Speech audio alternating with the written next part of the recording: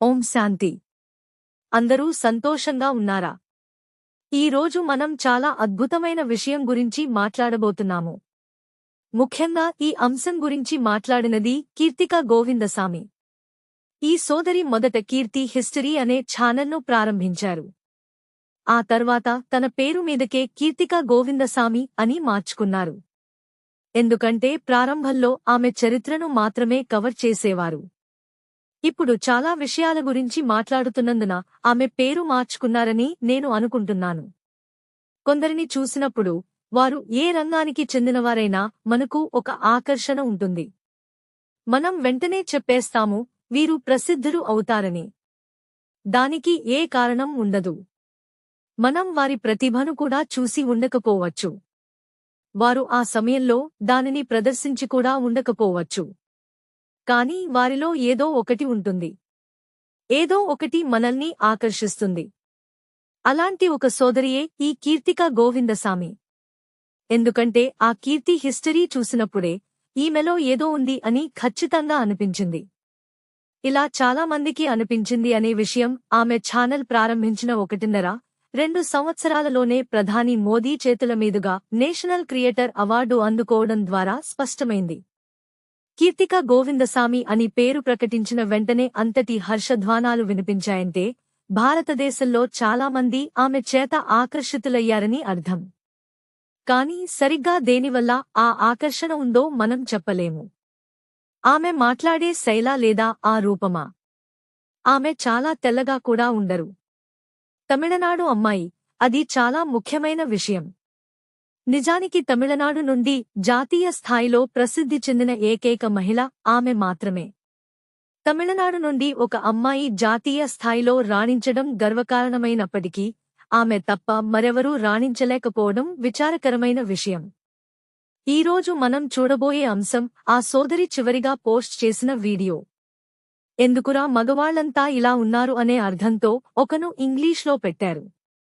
అందులో ఆమె ఫోటోలను చాలా సోషల్ మీడియాలో ఉపయోగించి ప్రొఫైల్స్ సృష్టించారని, డబ్బు ఇస్తే ఏదైనా చేయవచ్చని, ఫ్రీ వీడియో కాల్ వంటి కామ సంబంధిత విషయాలు చేయవచ్చని పోస్ట్ చేశారు. సాధారణంగా ఇలా పోస్ట్ చేస్తే దానికి వ్యతిరేకంగా తిడుతూ ఒక కంటెంట్ క్రియేట్ చేసి చాలామంది పోస్ట్ చేస్తారు. కాని ఆమె దానిని చెప్పి 1 సెకనులో వేరే టాపిక్లోకి వచ్చారు. అప్పుడు తెలిసింది ఇది తన గురించిన విషయం కాదని. కామం ఒక పెద్ద వ్యాపారంగా మారింది అని ఆ వ్యాపార గణాంకాలను చెబుతున్నారు. దానివల్ల ప్రతి వెబ్సైట్లో ఎంత డబ్బు ఆదాయం వస్తుందో చెబుతున్నారు.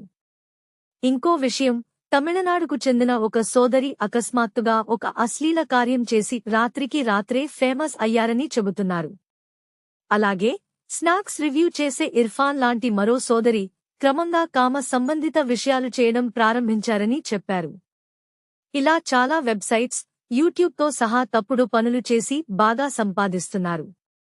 అందులో ఒక వెబ్సైట్లో టాప్ క్రియేటర్స్ నెల జీతం 1.5 కోట్లు వస్తుందని చెప్పారు.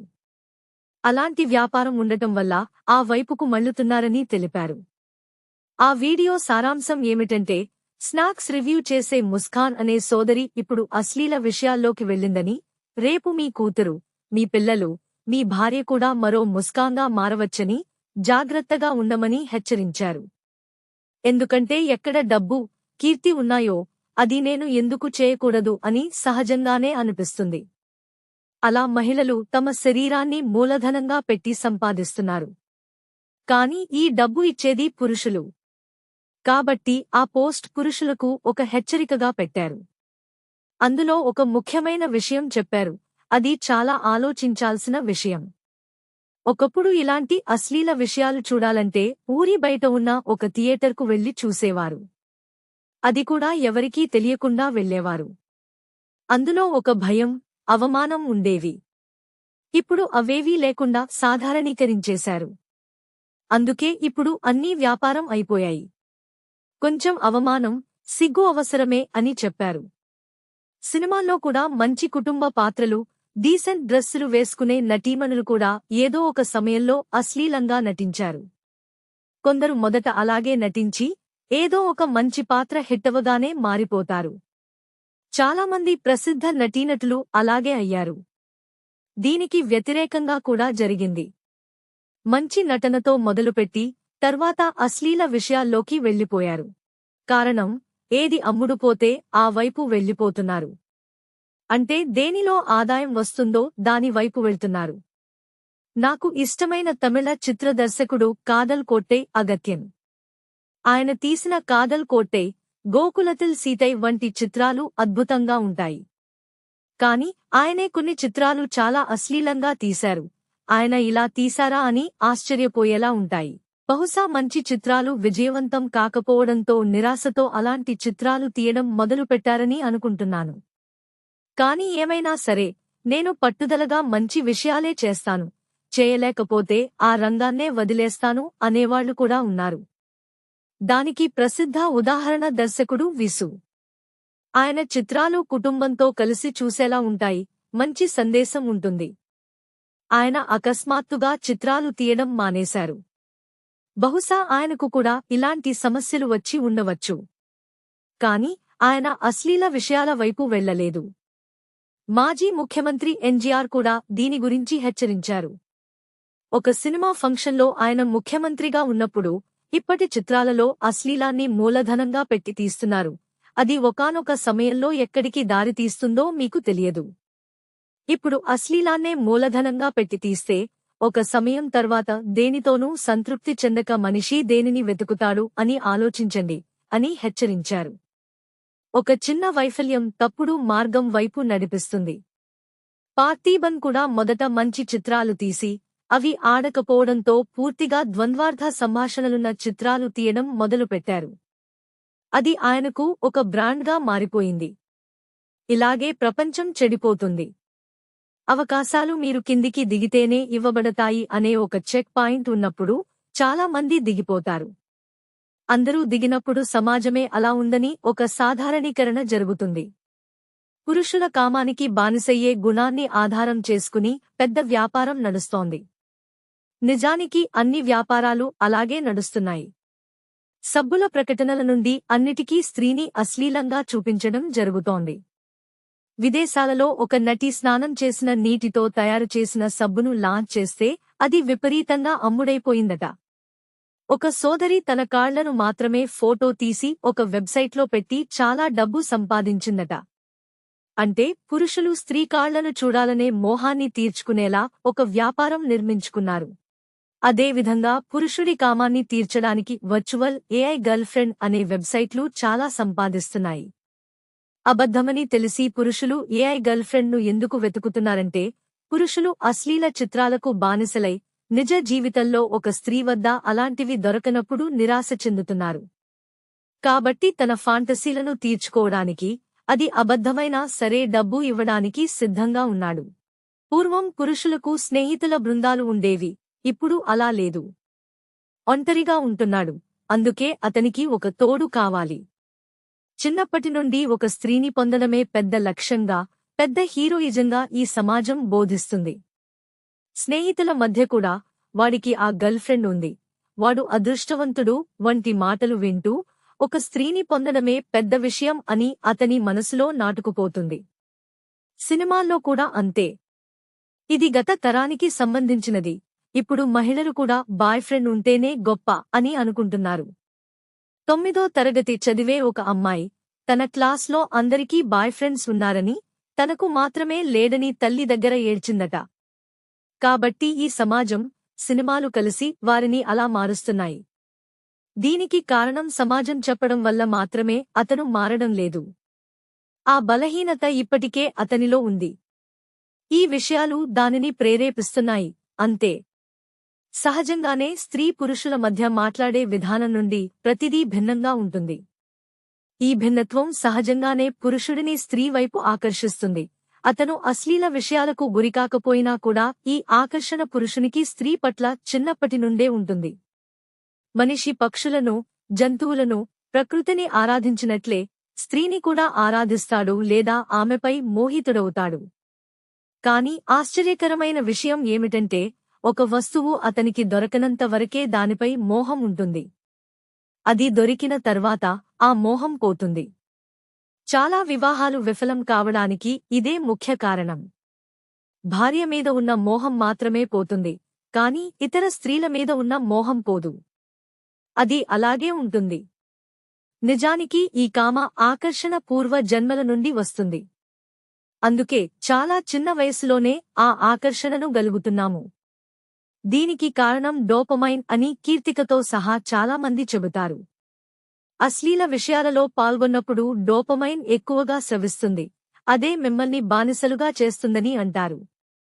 కానీ వాస్తవానికి బానిస కావడం వల్ల స్రవించే ఒక రసాయనం అది, అంతే తప్ప దానివల్ల బానిస కావడం లేదు. అసలు కారణం ఏమిటంటే, ఒక అవమానకరమైన ఆలోచన పదేపదే వచ్చినప్పుడు అది ఎలా హింసిస్తుందో, అలాగే కామ సంబంధిత ఆలోచనలు పదేపదే వస్తాయి. ఆ ఆలోచన అతనికి ఒక మైకాన్ని ఇస్తుంది. ముఖ్యంగా ఆత్మశక్తి కోల్పోయినప్పుడు ఆ ఆలోచనలు వస్తాయి. ముఖ్యంగా రాత్రి వేళల్లో అశ్లీల విషయాల వైపు బుద్ధి వెళ్తుంది. ఎక్కువగా మేల్కొని ఉంటే అశ్లీల ఆలోచనలు వాటంతట అవే రావడం మొదలవుతాయి. ఈ అశ్లీల కలలు కూడా గాఢ నిద్రలో ఉన్నప్పుడే వస్తాయి. అయితే ఇవన్నీ ఇప్పటికే మనసులో పెట్టిన ఆలోచనలే, కొత్తగా రావు. చిన్నప్పుడు కామం అంటే ఏమిటో తెలియకుండానే వచ్చే ఆకర్షణ కూడా పూర్వజన్మలో దానిలోనే మునిగి ఉండటం వల్ల, దానిని ప్రేరేపించే ఒక విషయం వల్ల నెమ్మదిగా క్రియాశీలమై బయటకు వస్తుంది. అందుకే మీరు గమనిస్తే చాలామంది పురుషులకు, స్త్రీలకు వారి బాల్యపు ఫాంటసీ లేదా ఇన్ఫాటియేషన్ వారి ఉపాధ్యాయులతోనే ఉంటుంది. దీనికి కారణం పూర్వజన్మలో ఆ కామం ఒక వయోజన స్త్రీపురుషులతోనే ఉంటుంది. పిల్లలు ఎక్కువగా చూసేది, వినేది టీచర్ గొంతు, టీచర్నే చూస్తుంటారు కాబట్టి అది చూడగా చూడగా క్రమంగా ప్రేరేపించబడి ఆ ఆకర్షణ, ఇన్ఫాటియేషన్ రావడం మొదలవుతుంది. ముఖ్యంగా అశ్లీల విషయాలకు గురైన తర్వాత అతని మనసు పూర్తిగా దానిలోనే ఉండటం మొదలవుతుంది. అప్పటివరకు ఇతర విషయాలలో అతనికి సంతోషం లభిస్తుంది. ఎప్పుడైతే అశ్లీల విషయాలకు గురయ్యాడో, ఆ తర్వాత అశ్లీల విషయాలు తప్ప మరేవీ అతనికి అంతటి సంతోషాన్ని ఇవ్వలేవు. ఇక్కడ ఉన్న సంతోషం అంతా బయటి నుండి వచ్చేది, తాత్కాలికమైనది. కీర్తిక చెప్పినట్లుగా 50 లక్షలు, 60 లక్షలు సంపాదించగలిగినప్పుడు మనం ఎందుకు కష్టపడాలి, మనం కూడా ఎందుకు అలా చేయకూడదు అని మహిళలు ఇలాంటి అశ్లీల విషయాలను అమ్మడానికి సిద్ధమవుతున్నారు. ఒక నిజ జీవిత సంఘటన చెబుతాను. ఒక సోదరి ఇంటి పని కోసం ఒక ముస్లిం దేశానికి వెళ్ళింది. అక్కడ వ్యభిచారం చేస్తే మంచి డబ్బు వస్తుందని తెలిసి తమిళనాడు నుండి పనికోసం వెళ్లే చాలా మందిని తీసుకువెళ్లి అక్కడ వ్యభిచారంలోకి దించింది. ఒకసారి అక్కడి పోలీసులకు దొరికి తీవ్రంగా దెబ్బలు తిని మూత్రంలో రక్తం వచ్చేంత స్థితిలో భారతదేశానికి పంపించబడింది. ఇక్కడికి వచ్చాక మంచానపడి మరణించింది. ఆమె కూతురు కాలేజీ చదువుతోంది. ఆమె కూడబెట్టిన డబ్బును ఆమె సొంత తమ్ముడే మోసం చేసి, తాగి నాశనం చేశాడు. చివరికి ఆ కూతురి పరిస్థితి చాలా దారుణంగా మారింది. ఆమె చేసిన పాపం ఎలా ఫలించిందో చూడండి. చాలామంది కీర్తిక సోదరి చెప్పినట్లుగా అడల్ట్హుడ్లో గర్ల్ఫ్రెండ్తో ఉండే సహజమైన కామాన్ని కూడా అనుభవించలేకపోతున్నారని, స్క్రీన్పై ఉన్నది చూసి నిజ జీవితం అతనికి సంతృప్తిని ఇవ్వడం లేదని అంటారు. కానీ నిజం ఏమిటంటే, గర్ల్ఫ్రెండ్ లేదా భార్యతో అనుభవించిన కామమే అతడిని జన్మజన్మలుగా బానిసను చేసింది. కాబట్టి కామం స్క్రీన్పై చూసినా తప్పే, నిజ జీవితంలో చూసినా తప్పే. ఇతర స్త్రీతో అయినా, భార్యతో అయినా తప్పే. ఇది ఆశ్చర్యంగా ఉండవచ్చు, కానీ ఒకప్పుడు అలాంటి ప్రపంచమే ఉండేది. నేటి హిందూ దేవాలయాలలో జంటలుగా ఉన్న దేవతలు ఎవరంటే, ఇదే భారత భూమిలో భార్యాభర్తలుగా, రాజురాణులుగా జీవించినవారే. కానీ కామం అంటే ఏమిటో తెలియకుండా పవిత్ర స్థితిలో ఉండేవారు. అందుకే స్వర్గానికి వెళ్లాలంటే పిల్లల వలె పవిత్రంగా ఉండాలని యేసు కూడా చెప్పారు. 5000 సంవత్సరాల క్రితం ఈ భారతదేశం స్వర్గంగా ఉండేది. 2500 సంవత్సరాల వరకు స్వర్గంగానే కొనసాగింది. 2500 సంవత్సరాల తర్వాత ఇది క్రమంగా నరకంగా మారింది. ఎందుకంటే మనిషి మనసులోకి కామం రావడం మొదలైంది. అంతకు ముందు కామం అంటే ఏమిటో తెలియదు. భార్యాభర్తలు మాకు ఒక వారసుడు కావాలి అనుకున్నప్పుడు భార్య గర్భవతి అయ్యేది తప్ప కామం వల్ల కాదు. దీనికి గుర్తుగా యేసు కామం లేకుండా జన్మించారని బైబిల్లో ఉంది. స్వర్గంలో అందరూ కామం లేకుండానే జన్మిస్తారు. అది ఎలా సాధ్యం? కలియుగం అంతమయ్యే ఒక 100 సంవత్సరాల ముందు భగవంతుడు ఒక వృద్ధుడి శరీరంలో ప్రవేశించి ఈ జ్ఞానాన్ని ఇస్తాడు. ఆ వృద్ధుడికి బ్రహ్మ అని పేరు పెడతాడు. స్వర్గంలో ఉన్నప్పుడు మిమ్మల్ని మీరు శరీరం అని అనుకోరు. శాంతి. ఈ శరీరంలో ఉన్న ఆత్మ నేను అనే భావనలో ఉంటారు. ఆత్మ కనుబొమ్మల మధ్య నక్షత్రంలా ప్రకాశిస్తుంది కాబట్టి ఇక్కడ బొట్టు పెట్టుకునే ఆచారం ఉంది. స్వర్గంలో ఒకరినొకరు ఆత్మగా చూసుకుంటారు కాబట్టి సదా ఆనందం, శాంతి ఉంటాయి. 2500 సంవత్సరాల తర్వాత ఆత్మశక్తిని కోల్పోయి బయట దృష్టి చెదిరి బయట ఆనందాన్ని వెతకడం మొదలుపెట్టారు. అలా బాహ్య ప్రపంచ సుఖాలలో మునిగిపోవడం వల్ల ఆత్మశక్తి వేగంగా క్షీణించి నేడు కామమే గతి అని మునిగిపోయారు. గీతలో ఉంటుంది, కామః మహాశత్రుః అని. దానిని జయించడం ద్వారా మళ్లీ ప్రపంచ రాజ్యం మీకు లభిస్తుంది. భగవంతుడు అంటాడు, నువ్వు శరీరం అనుకోవడం వల్లే ఇన్ని తప్పులు చేశావు. నువ్వు శరీరం కాదు, ఆత్మ అని గ్రహించు. ఒకరినొకరు ఆత్మగా చూసుకోండి. ఆత్మలందరి తండ్రినైన నన్ను స్మరించండి. మిమ్మల్ని మీరు ఆత్మగా భావించి పరమాత్మను ఎంతగా స్మరిస్తారో ఆత్మకు అంత శక్తి వస్తుంది. కాని ఇది యుద్ధం. కామం, క్రోధం, లోభం, మోహం, అహంకారం అనే 5 వికారాలతో జరిగే యుద్ధం. కామంలో పడినప్పుడే ఈ క్రోధం, లోభం, అహంకారం అన్నీ వస్తాయి. ఇప్పుడు శక్తిని నింపుకోవడానికి ఒక శివ పరమాత్మను మాత్రమే పట్టుకుందాం. ఆయనను మాత్రమే స్మరిద్దాం. ఆయన చెప్పినది మాత్రమే విందాం.